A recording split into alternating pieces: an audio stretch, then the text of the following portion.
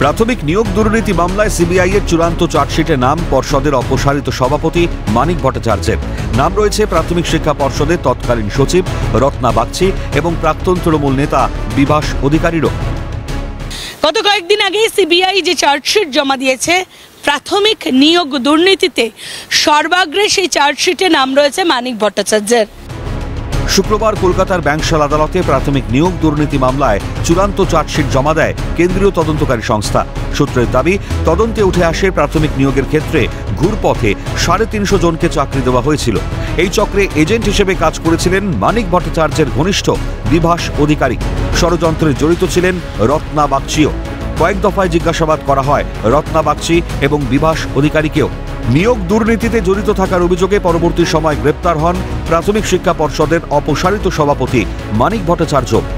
যদিও এক সময় এই মানিক ভট্টাচার্যই দুর্নীতি ঠেকাতে আগাম সতর্কবার্তা দিয়েছিলেন।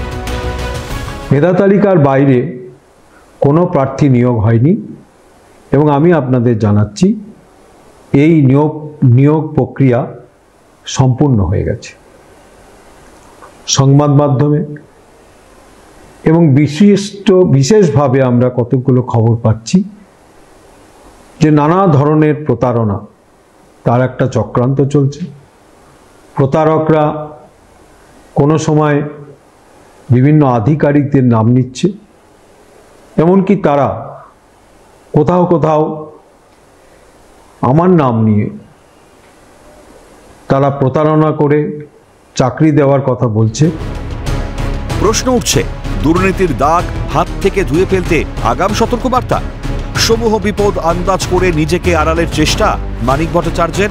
তীব্র আক্রমণ শানিয়েছেন বিরোধীরা। সিপিএম এর আইনজীবী নেতা বিকাশ রঞ্জন ভট্টাচার্যের মন্তব্য, দুর্নীতির সঙ্গে পুরো শিক্ষা ব্যবস্থায় জড়িত। গোটা দুর্নীতিটাই তো মানিকবাবুর আমলে হয়েছে। মানিকবাবুর বোঝাবার চেষ্টা করেছিলেন যে উনি ব্যক্তিগতভাবে কিছু করেননি, ওর আশেপাশের নেতা মন্ত্রীরা দুর্নীতি করেছে, উনি দুর্নীতির শিকার, এইটা বলার চেষ্টা করেছিলেন। কিন্তু সে কথা বলে তো পার পাওয়া যাবে না। দুর্নীতির সঙ্গে তিনি যেন গোটা শিক্ষা ব্যবস্থায় যুক্ত ছিল। ওরা এখনো সত্যি কথা বলতে ভয় পাচ্ছেন। যত তাড়াতাড়ি সত্য সামনে নিয়ে আসবেন তত তাড়াতাড়ি ওরা সমাজের উপকার করবেন। কংগ্রেস নেতা প্রদীপ ভট্টাচার্যের মন্তব্য, মূল কেন্দ্রস্থলে বসে ঊর্ধ্বতন কর্তৃপক্ষের সঙ্গে কথা বলে দুর্নীতি করেছেন মানিক। তিনি কিন্তু মূল কেন্দ্রস্থলে বসে সমস্ত জিনিসটা আরো ঊর্ধ্বতন মহলের সঙ্গে যোগাযোগ রক্ষা করে এসেছেন। আজকে চার্জশিটে তার নাম জল করবে, তত স্বাভাবিকে এর মধ্যে নতুনত্বের কি আছে। এখন দেখা যাক, বিচার যখন শুরু হয়েছে, বিচার যখন চলবে, আর্গুমেন্ট যখন হবে, তখন ব্যাপারটা কোন জায়গায় গিয়ে দাঁড়ায়।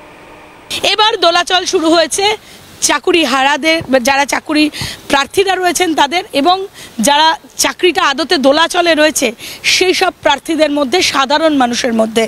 প্রশ্ন উঠছে যে মানিক ভট্টাচার্য একসময় ভিডিও বার্তা দিয়ে সতর্ক করেছিলেন মানুষকে, সেই মানিক ভট্টাচার্যই এই দুর্নীতির সঙ্গে প্রধান এবং মাস্টার মাইন্ড হিসেবে যুক্ত রয়েছেন। ক্যামেরায় নিখিল দাসের সাথে অভিরূপা হাজরা, ক্যালকাটা নিউজ।